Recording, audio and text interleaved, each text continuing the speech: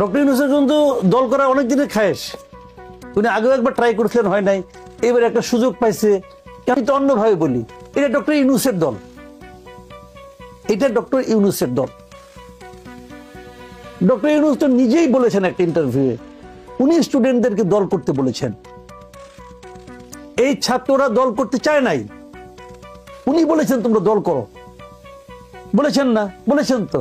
উনি ফিনান্সিয়াল টাইমসের সঙ্গে পডকাস্টে বলেছেন। আমি তাদেরকে বললাম তোমার দল করো, ওরা বললো যে আমাদের তো কেউ চেনে না। আমি বললাম যে না, তোমাদেরকে দেশের সমস্ত লোক চিনে। উনি ভার্চুয়ালি দল করতে বলেছেন, এবং সেই দলের দায়িত্ব নেওয়ার জন্য উনি উনার ক্যাবিনেট থেকে একজনকে পাঠিয়েছেন যে তুমি যাও বাবা, তুমি যে দলটাকে হ্যান্ডেল করো। তাহলে সবাই জানে এটা উনার দল, উনাকে তো পকেট থেকে টাকা বের করে দিতে হয় না, দেওয়ার মতো লোকের অভাব নেই দেশে। যারা নাকি উনার নেক নজরে পড়তে চায় তারা দিয়েছে। অনেক ব্যবসায়ী প্রতিষ্ঠান আছে, তারা দিচ্ছে। এই সরকার আসার পর দেখলাম যে 10টা ব্যবসায়িক প্রতিষ্ঠানের নাম নেওয়া হয়েছে যে এরা নাকি দুর্নীতি করছে, বিদেশে টাকা পাচার করছে। তার মধ্যে মানে এক সালমান রহমান স্যার, আর কেউ গ্রেপ্তার হয়েছে হয় নাই তো? কি কারণে? মানে কেউ কেউ বিদেশে পালাই গেছে, কেউ কেউ দেশেই আছে, কোনো সমস্যা হচ্ছে না তাদের।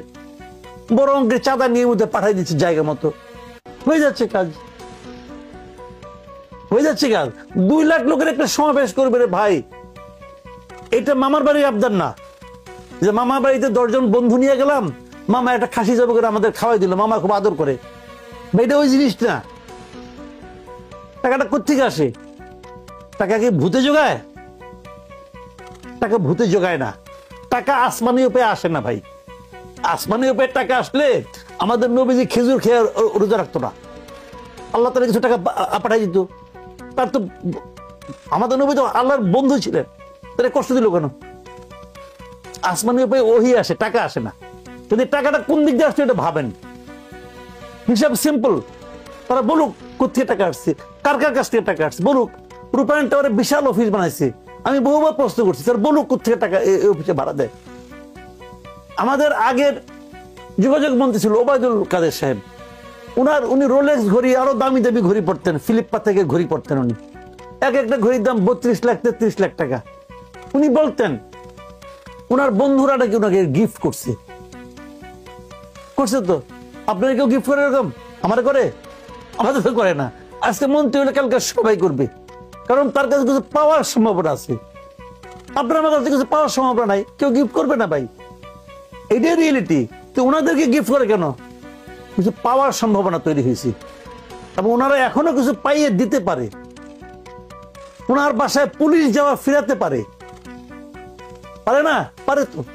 অনেক ব্যবসায়ী অফিসে, বড় বড় ব্যবসায়ী অফিসে আমাদের এই সমন্বয়কদের যাতায়াত আছে, শুনেছি এগুলি কথাবার্তা। কাজে এগুলি কিন্তু ভাই নানাভাবে ঘটে। কাজে সেখানে টাকা দেওয়া লাগে না, টাকা অটোমেটিক এসে যায়। আরেকজন প্রশ্ন করেছেন যে বৈষম্য বিরোধী 2 জন এখন রয়ে গেছে ক্যাবিনেটে, তারা কি সহায়তা করার জন্য রয়ে গেছে?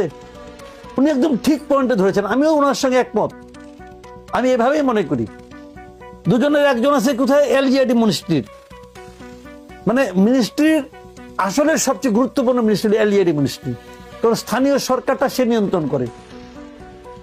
যাকে ইচ্ছা তাকে প্রশাসক বানায়। যেমন ধরেন আমি একটা উদাহরণ দিয়ে বলি আপনাকে, ঢাকা নর্থ, ঢাকা উত্তর সিটি কর্পোরেশনের যাকে প্রশাসক বানানো হয়েছে, ওনার কি যোগ্যতা? ওনার কি যোগ্যতা? উনি কোনদিন স্থানীয় প্রশাসনের কোন প্রশাসকের দায়িত্ব পালন করছেন? উনি জীবনে কোনোদিন একটা ইউপি চেয়ারম্যানও হয়েছেন? ওনার একটা এনজিও আছে, সেই এনজিও করবো, তাও অত বড় কোনো এনজিও না, দেশ জুড়ে বড় কোনো, উনি কি বিশাল কোনো সংগঠক? তাও তো না। বড় উনি একদম বিতর্কিত এনজিও করবি, তাকে নিয়ে ঢাকা উত্তরের প্রশাসক বানাই দিল কেন? আমার পছন্দ, আমি বানাই দিলাম, আমি বানাই দিলাম। উপদেশটা কি বলে? তারা ইচ্ছা করলে পারে।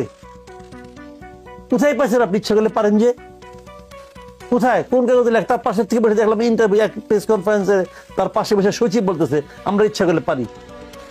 আপনারা ইচ্ছা করলে কিচ্ছু পারেন না। আপনারা যেটা বসাইছেন জনগণের টাকা 9-6 করার কোনো অধিকার আপনাকে দেওয়া হয় নাই। মাথায় রাখতে হবে এই দিন না, আরো দিন আছে। এই জিনিসটা শেখ হাসিনা মাথায় রাখে নাই। এই জন্য যখন আরো দিন আসছে তাকে পলাইতে হয়েছে, আরো দিন আছে। আপনাকে প্রত্যেকটা কর্মের হিসাব আপনাকে দিতে হবে। আপনি ইচ্ছা করলে একজনকে মানে যাক ঘরে থেকে এটা কি ওই যে বাগদাদের ছিল যে আহতদেরকে রাস্তায় কেন নামতে হয়েছে, এটা তো বেসিক কোশ্চেন। আন্দোলনে তাদের চেয়ে দান অবদান কাদের বেশি? একমাত্র যারা মারা গেছে তাদের বেশি, যারা মারা গেছে তাদের অবদান এই আন্দোলনে বেশি, মানে একমাত্র আহতদের চেয়ে। আর তারপরে আহতরা এখনো চিকিৎসা হচ্ছে না কেন? অথবা যে চিকিৎসা হচ্ছে তাতে তারা হ্যাপি হচ্ছে না কেন? আপনি বলবেন চিকিৎসা আমি দিয়ে দিচ্ছি, কিন্তু তারা তো হ্যাপি হচ্ছে না। কেন হচ্ছে না? এই দায়িত্ব আপনাদের নিতে হবে না? তার দায়িত্ব কি যারা উপদেষ্টা হয়েছেন তাদের চেয়ে কম? কম? কই উপদেষ্টাদের তো কারো শরীরে কোনো গুলি লাগছে বলে শুনি নাই, কেউ তো আহত হন নাই, আহত হন নাই তো। এরা তো আহত হয়েছে ভাই, একজন লোক চোখ দিয়ে দিয়েছে, তার চেয়ে বেশি স্যাক্রিফাইস তাকে কি প্রমাণ করতে হবে? পারেন নাই কেন? এটা কি লাখ লাখ লোক, লাখ লাখ লোক নাকি এখানে? এই অল্প কয়জন লোকের আপনি ট্রিটমেন্ট করতে পারেন নাই কেন? তাহলে পুরো জাতির ট্রিটমেন্ট আপনি কেমন করে করবেন? আপনারা তো পুরো জাতির চিকিৎসার দায়িত্ব নিছেন, কারণ আপনি বলবেন তাদেরকে হ্যাপি করা যাচ্ছে না। কেন যাচ্ছে না হ্যাপি করা? কেন পারছেন না হ্যাপি করতে আপনারা? আমি মনে করি এটা সরকারের একটা টোটাল ব্যর্থতা। এই সরকার পারে নাই, এবং এই যে আহতদের চিকিৎসা করতে না পারা, এটাই আমি মনে করি যে এই যে আন্দোলন, এই আন্দোলনের চেতনা বহির্ভূত একটা কাজ। এখন যদি আবার সেই রাজনৈতিক দল নিয়ে যদি আসি, যে সামনে যদি ধরি যে ডিসেম্বরের নির্বাচন এবং 28 ফেব্রুয়ারি একটি রাজনৈতিক দলের আত্মপ্রকাশ, হাতে 10 মাসের মতো সময়, হয়তো আরো একটু কম সময় তারা পাচ্ছে। এত কম সময়ের মধ্যে তারা কতটুকু গোছাতে পারবে বলে মনে করেন, বা নির্বাচনের জন্য কতটুকু প্রস্তুত হতে পারবে? শুনেন, গোছাতে পারবে না মানে কি? মনে করেন প্রার্থী দেওয়া, সব আসনে প্রার্থী দেওয়া, এটা খুব একটা অসম্ভব ব্যাপার না। কারণ প্রত্যেকটা উপজেলায় ধরেন আপনার প্রত্যেকটা নির্বাচনী কেন্দ্রে, নির্বাচনী আসনে ওখানে প্রচুর লোক আছে। এরকম দুধের মাছের অভাব বাংলাদেশে কখনো হয় না। দেখেন আপনি 7ই জানুয়ারি ইলেকশনের কথা আপনি ধরেন, ওখানে তৃণমূল বিএনপি একটা প্রার্থী, একটা দল ছিল, বিএনএম একটা দল ছিল, তারা তো অনেক প্রার্থী দিয়েছিল। তারা সারা দেশে অনেক প্রার্থী দিয়েছে না? অনেক প্রার্থী দিচ্ছে। পাশ করছে কয়জন? জামানত বাঁচছে কয়জন? জামানত বাঁচাতে পারছে কয়জন? একজনও পায় নাই। যদি প্রার্থী দেওয়া দিতে পারা এবং নির্বাচনে, শুনেন আপনি যত কিছু টাকা পয়সা খরচ করেন না কেন, কোশ্চেনটা হলো যে নির্বাচনে পাবলিকের কাছ থেকে আপনাকে ভোটটা আনতে হবে।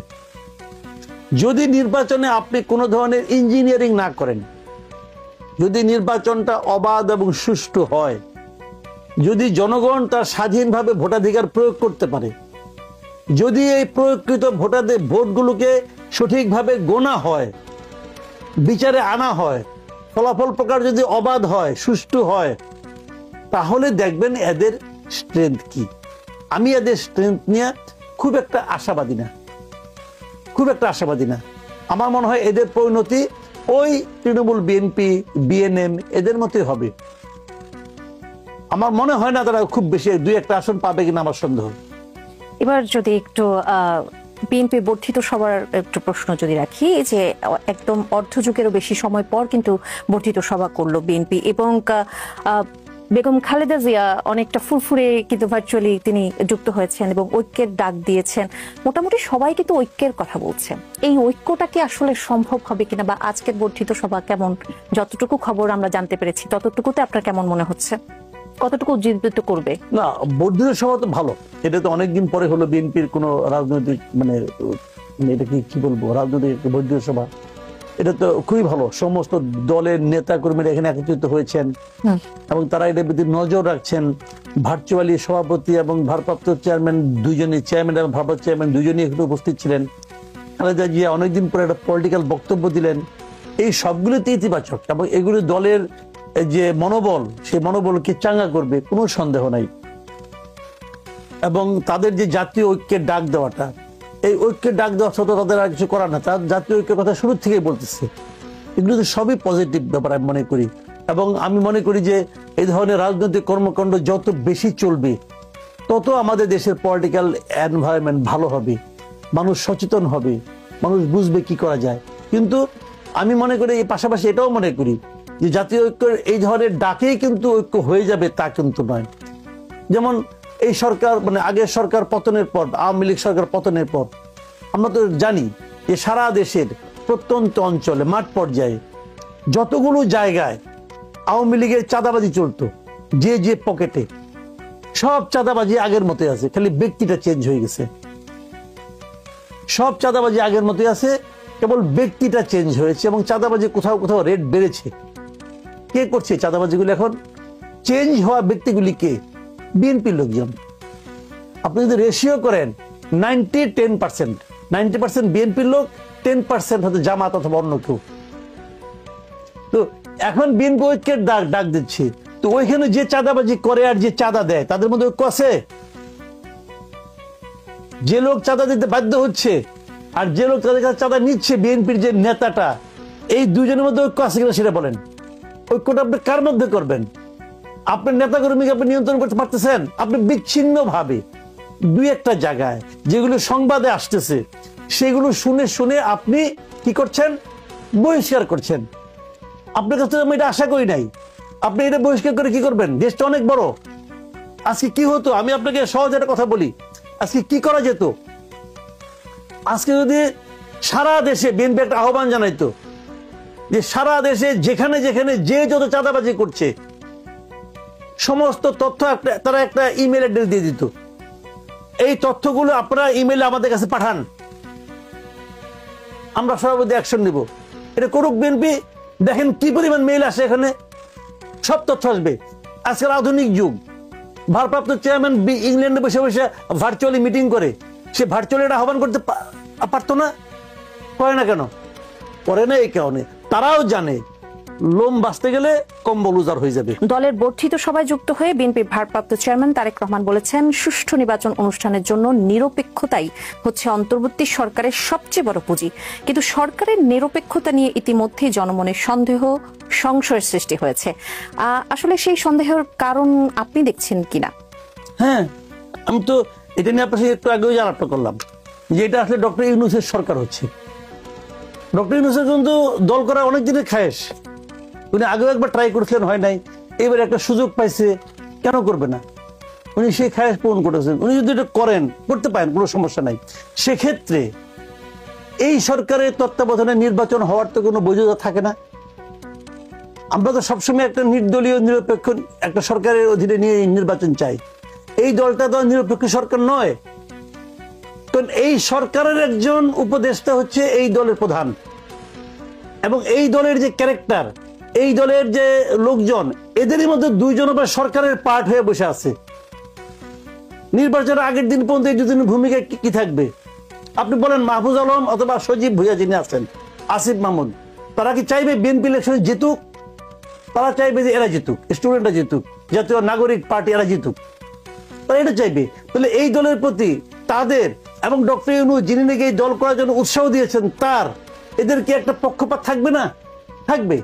নির্বাচনের সময় কি এই পক্ষপাতটা আরো স্পষ্ট হবে না? হইতে বাধ্য। ওনারা বলবেন যে না, আমরা নিরপেক্ষ থাকবো। এরকম নিরপেক্ষ থাকার কথা তো শেখ হাসিনাও বলছিল। তোদের কি আসে যায়?